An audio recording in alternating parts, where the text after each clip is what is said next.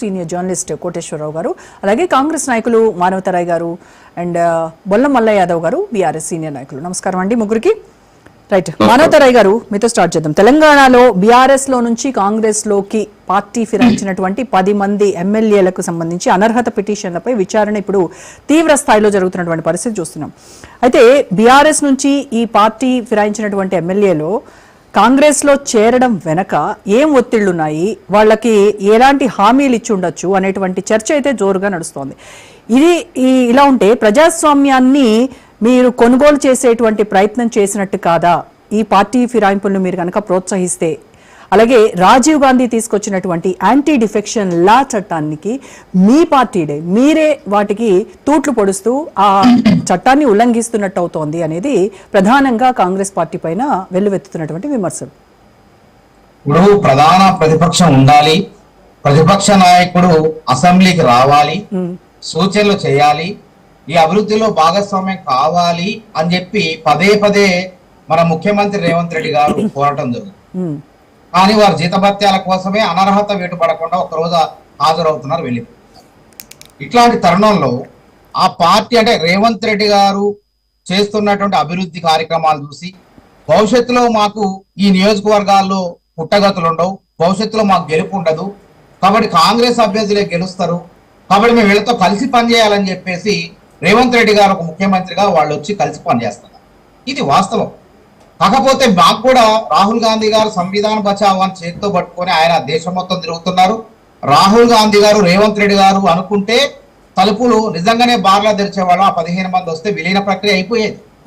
కానీ మీరు ఒప్పుకుంటున్నారు కదా, కాంగ్రెస్ పార్టీలోకి వచ్చారు, కలిసి పనిచేస్తున్నారని మీరు ఒప్పుకున్నారు కదా. కలిసి పనిచేయటం ఏంది? అది ఎవరైనా కమ్యూనిస్టులు కూడా పనిచేస్తున్నారు, కమ్యూనిస్టులు అందరూ పనిచేస్తున్నారు. వాళ్ళకి ఎవరికి మీరు కండువాలు కప్పలేదు కదా. కండవాలు ఈ కండవాలు కాంగ్రెస్ కండవాలు కాదండి. మళ్ళీ నేను మీకు చెప్తున్నా, ఇక్కడ రాహుల్ గాంధీ బొమ్మ ఉండాలి, మల్లికార్జున ఖర్గే ఉండాలి, హస్తం గుర్తుండాలి. ఇది సాంప్రదాయబద్ధంగా పెద్దల్ని గౌరవించుకునేందుకు, పండితుల్ని గౌరవించుకునేందుకు, లేదా పండితులు ఏదైనా దేవాలయాలకు వెళ్ళినప్పుడు పెద్దలు వచ్చినప్పుడు వాళ్ళని గౌరవించుకునేందుకు వేసుకుంటారు. ఇది నేను కూడా హుందాకు హోదాకు వేసుకుంటా, ఇది ప్రతి ఒక్కళ్ళు వేసుకుంటారు. అంటే మన ఇంట్లో పసుపు వాడుతున్నాం అని చెప్పి ఆ పసుపు తెలుగుదేశం పార్టీది, ఆ రంగు ఆ పసుపు నిషిద్ధం అని అంటామా? చెప్పండి. గులాబీ పువ్వులు కనపడితే అది గులాబీ రంగు ఉన్నది, ఆ గులాబీ బీఆర్ఎస్ పార్టీకి సంబంధించిన గుర్తు, గులాబీలు వాడొద్దని చెప్పి మన చెల్లెలకి అక్కలు చెప్తామా పెట్టుకోవద్దని? మనం ఇప్పుడు అక్కడ స్పీకర్ దగ్గర విచారణ జరుగుతుంది. మరి మీరు ఫస్ట్ కాంగ్రెస్ పార్టీ లీడరే కదా, మరి మీరెందుకు రాజీవ్ గాంధీది, మల్లికార్జున ఖర్గేది, రాహుల్ గాంధీ ఉన్న వేసుకోవట్లేదు? పండితులు కప్పుకునేది మీరెందుకు వేసుకుంటున్నారు? అదే గౌరవప్రదంగా చేసుకు. ఇప్పుడు కాదు, నేను దాదాపు ఎన్ఎస్ఏ నుంచి వేసుకుంటాయి, యూనివర్సిటీ నుంచి నాకు ఇది అలవాటు. కండవాలేదు డిబేట్ రాను, అదొక నాకు గుర్తింపు. ఈ విధంగా ఉండటం వల్ల కాంగ్రెస్ లీడర్ అని ఒక గుర్తింపు. కాంగ్రెస్ అని ఏముంది, మీరు పేరుంటే మానవతరాయ్ అని తెలవదా? కండువా అనేది ఏంటంటే ఎవరైనా వేసుకోవచ్చు, మీరైనా వేసుకోవచ్చు, ఎవరైనా వేసుకోవచ్చు. పొరపాటున మీకు ఎవరైనా గుళ్ళో పోతే కప్పారనుకోండి, మీరు కాంగ్రెస్ నాయకురాలు అయిపోతారా? కాదు కదా, అది కాదు. అయినా వాళ్ళు ఏం చెప్తున్నారు, విచారణ జరుగుతుంది స్పీకర్ దగ్గర.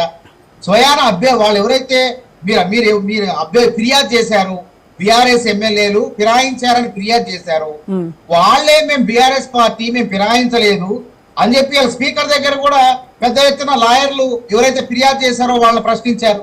మరి వాళ్ళు గాంధీ భవన్ దగ్గర కనబడుతున్నారు కదా వాళ్ళు. ఇప్పుడు అట్లా కాదు, మనం టీవీలో చర్చ జరుగుతున్నాం. కోర్టుకు కానివ్వండి, రాజ్యాంగబద్ధమైన పదవుల్లో ఉన్న వాళ్ళకి సరైనటువంటి సాక్ష్యాధారాలు కావాలి. పేపర్ కట్టింగ్లు సాక్ష్యంగా పరిగణించబడవు, టీవీ సంబంధించిన వీడియోలు పరిగణించబడవు. దాదాపు వాటిలో రకరకాల మార్ఫింగ్లు ఉంటాయి, రకరకాల కథనాలు ఉంటాయి, ఫోరెన్సిక్ సైన్స్ దానికి పోయి ఎంత చాలా ఉంటుంది తతంగా మొత్తం కూడా. కాబట్టి కోర్టులు మొన్న కూడా చెప్పింది కదా, హైకోర్టు గ్రూప్ 1 విషయంలో పేపర్ కటింగ్లు ఊహాజనితాలు ఈ పనికి రావని చెప్పింది కదా. కాబట్టి డివిజన్ బెంచ్ చెప్పింది కోర్టుకు గానీ స్పీకర్ గానీ కావాల్సిందంటే, ఇలా వాళ్ళ లాయర్లు కూడా ఎవరైతే ఫిరాయించారని చెప్పి ప్రచారం చేస్తున్నారో, ఫిర్యాదు చేశారో, ఫిర్యాదు చేసిన వాళ్ళని వాళ్ళ లాయర్లు ప్రశ్నించారు స్పీకర్ గారి ముందు. పేపర్ కటింగ్స్ ఇవన్నీ చూసి మీరు నమ్ముతారా, మీరు ఉన్నారా, ప్రత్యక్షంగా ఉన్నారా అని అడిగితే తెల్లమోహం వేశారు. అక్కడ దానికి ఏం సమాధానం చెప్తారు వాళ్ళు? కాబట్టి అంతిమంగా అభ్యర్థులు ఏం చెప్తున్నారు, మా జీతభత్యాల నుంచి నెలకు 5,000 రూపాయలు కట్ అవుతున్నాయి బీఆర్ఎస్ పార్టీ ఖాతాలో, ఇగో ఆధారాలు అని స్పీకర్ గారికి ఇచ్చారు. బీఆర్ఎస్ ఎమ్మెల్యేలు కేటీఆర్ గారు, అదే విధంగా హరీష్ రావు గారు, 38 మంది ఎమ్మెల్యేలు మా ఎమ్మెల్యేలు అంతా అని అసెంబ్లీలో మాట్లాడినటువంటి వీడియోలు ఫుటేజ్లు అవన్నీ కూడా ఇవ్వటం జరిగింది. కృష్ణమోహన్ రెడ్డి గారు గద్వాల ఎమ్మెల్యే మరి కేటీఆర్ గారిని అసెంబ్లీ లాబీలో కలవటం, కేసీఆర్ గారితో మాట్లాడటం, మరి ఇవన్నీ కూడా ఉన్నాయి. ఉమ్, చెప్పండి. ఇప్పుడు ముఖ్యమంత్రి అంటే ప్రభుత్వం అధినేత, ఆయనతో అందరికీ పనులు ఉంటాయి. ఎంఐఎం వాళ్ళకు ఉంటది, బీఆర్ఎస్ వాళ్ళకు ఉంటది, అన్ని పార్టీల వాళ్ళకు ఉంటది. మరి అదే విధంగా అసెంబ్లీలో పద్దుల కమిటీ చైర్మన్ ఎవరండి? PSC chairman. ఇప్పుడు వాళ్ళు చెప్పాలి కదా, వాళ్ళ ప్రతిపక్ష నాయకుడికి ఇవ్వడం సాంప్రదాయం, ప్రతిపక్ష నాయకుడికే ఇచ్చారు అక్కడ. ఎక్కడ ఉల్లంఘన అయినాయి? కాబట్టి మేము ఏమంటాం అంటే తనదాకా ఇప్పుడు వాళ్ళు ఏమనుకుంటున్నారంటే గతంలో వాళ్ళు చేసినట్టు మేము చేయలేదు, నయానో భయానో కేసులు పెట్టు మా పార్టీ నిర్వీర్యం చేయాలని ప్రయత్నం చేశారు.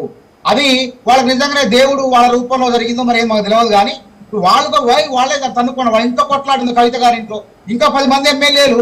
అసలు ఈ పార్టీ ఉంటదా ఊడిద్దా? ఈ వీళ్ళ అక్క చెల్లెలు అన్నా చెల్లెల మధ్య పంచాయతీ ఏంది, కథ ఏంది? ఈ పార్టీ మనుగడ ఉండదు. బీఆర్ఎస్ బీజేపీలో విలీనమనే వార్తలు వచ్చినాయి. సీఎం రమేష్ గారు మాట్లాడారు, కవిత గారు మాట్లాడారు, రాజాసింగ్ బలపరిచిండు. కాబట్టి ఇది ఎప్పటికైనా ప్రమాదం ఉంది, కాబట్టి ఈ పార్టీలో ఉండలేమని చెప్పి చాలా మంది ఉక్కపోతుంది వాళ్ళకి. అట్లాంటి వాళ్ళనే మేము తలుపులు తీయకుండా ఆపినాం. మేము ఎందుకంటే 52వ రాజ్యాంగ సవరణ ద్వారా 1985లో పార్టీ ఫిరాయింపుల చట్టాన్ని, ఆయారాం గయారాం సంస్కృతిని ఆపాలని చెప్పి రాజీవ్ గాంధీ గారి చట్టాన్ని తీసుకొచ్చారు. కాబట్టి ఆ చట్టాన్ని కేటీఆర్ అదే చెప్తున్నారు. రాహుల్ గాంధీ కనుక రాజ్యాంగాన్ని గౌరవిస్తే ఫిరాయింపుదారులపై చర్యలు తీసుకోవాలి, స్పీకర్ కి చెప్పాలి. రాహుల్ గాంధీ గారు చర్య తీసుకోలేదు కదండి. రాహుల్ గాంధీ గారు వచ్చే వాళ్ళని ఆపారు. ఇంకా స్పీకర్ కి చర్యలు తీసుకోమని చెప్పాలి అని చెప్తున్నారు. ఎట్లా చెప్తారండి? స్పీకర్ కోర్టులు చెప్పలేవు. స్పీకర్ ఒక్కసారి స్పీకర్ గా నియామకం అయితే ఆయన్ని ఎవరు కూడా ఆదేశాలు ఇవ్వలేరు. అది గుర్తుపెట్టుకోండి. ఆయన స్వతంత్రంగా నిర్ణయాలు విచక్షణ అధికారం ఆయనకు ఉన్నది. ఆయన గతంలో కాంగ్రెస్ సభ్యుడిగా గెలవచ్చు, కానీ ఒకసారి స్పీకర్ గా నియామకం అయిన తర్వాత కోర్టులు కూడా ఆయన ఆదేశించలేవు. కోర్టులు ఆదేశించలేవు, కానీ కాంగ్రెస్ పార్టీ ఆదేశిస్తోంది, కాంగ్రెస్ పార్టీ ఒత్తిడి తీసుకొస్తోంది. అందుకోసమనే ఈ విచారణ ప్రక్రియ ఇంత ఆలస్యం అవుతోంది. కోర్టు ఇచ్చినటువంటి డెడ్ లైన్ దగ్గర పడుతున్నా దీనిపైన ఒక డెసిషన్ తీసుకోలేదు. తర్వాత సభా హక్కులను కాపాడాలి, సభా మర్యాదలను కాపాడి సభ్యుల్ని అర్హుల అనర్హుల తేల్చాల్సినటువంటి ఒక న్యాయ నిర్ణేత, ఒక జడ్జి అక్కడ ఆ అసెంబ్లీ వరకు ఆయన. అందులో ఎవరి జోక్యం నడవదు, రాహుల్ గాంధీ గారి జోక్యం కానీ ఎవరి జోక్యం కానీ నడవదు. అప్పుడు గతంలో మేము కూడా మసూదనాచార్య దగ్గర పోయినాం, మాకు అపాయింట్మెంట్ లేదు, కలిసిన దిక్కు పాపాన పోలేదు. అదే చాలా సమస్యలు ఎదురైనాయి ఆ రోజు. కోర్టులు కూడా మా పిటిషన్లు స్పందించలేదు. అయినప్పటికీ మేము వీధి పోరాటాలు, ఏదో న్యాయ పోరాటాలు చేసిన న్యాయ పోరాటాల్లో మాకు న్యాయం జరగలేదు.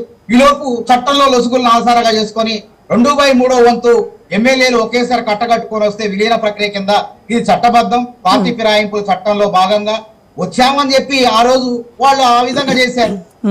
కాబట్టి ఇప్పుడు వాళ్ళు అనుభవిస్తున్నారు గతంలో. కాకపోతే మేమేమంటున్నాం, మేము వాళ్ళక్క చేయలేదు, అది కాదు, వాళ్ళకి మాతో కలిసి పని చేస్తున్నారు. ఇప్పుడు సిపిఎం సభ్యులు కొననేని సాంబశివరావు గారు, సిపిఎం మాతో ఉన్నాయి, మాతో కలిసి పని చేస్తున్నారు వాళ్ళు. కాబట్టి ఎంఐఎం కూడా మాతో కలిసి పని చేస్తారు. కండవా ఇట్లాంటి కండవా వేసుకుంటే కప్పుతాం, వద్దంటే వాళ్ళ కండవా మెడలో ఉంటుంది కాబట్టి ఆ ఇరుపు కండవనే ఉంటుంది అది. కాబట్టి ఇక్కడ తేల్చాల్సింది రేపొద్దున 5వ తారీఖు 6వ తారీఖును మరి ఇప్పుడు వాళ్ళ తరపు న్యాయవాదులు వచ్చి ప్రశ్నిస్తారు, వీళ్ళనేం ప్రశ్నిస్తారు, ఏం ఆధారాలు చూపుతారు. అప్పటిదాకా ఈ టీవీల్లో చర్చలు, పేపర్ కటింగ్లు ఇవన్నీ కూడా కోర్టులు కూడా అవి సాక్ష్యాలుగా పరిగణించవండి. కాబట్టి వాళ్ళు చెప్పేది మనం నమ్మాలా. మేము బీఆర్ఎస్ ఎమ్మెల్యేలమే అంటున్నారు వాళ్ళు. స్పీకర్ గారు కూడా ఇంకేం తేల్చలేదు. చూద్దాం ఏం జరిగింది. ఇద్దరు ముగ్గురు ఎమ్మెల్యేలు సమాధానం ఇవ్వలేదు. వాళ్ళు ఎందుకు ఇవ్వలేదు మనం ఎట్లా చెప్తాం దాన్ని? దాని నాగేంద్ర గారు కానీ, కడియం సిఆర్ కానీ ఎందుకు ఇవ్వలేదు? కాబట్టి వాళ్ళు ఇచ్చిన తర్వాత కూడా మనం మాట్లాడితే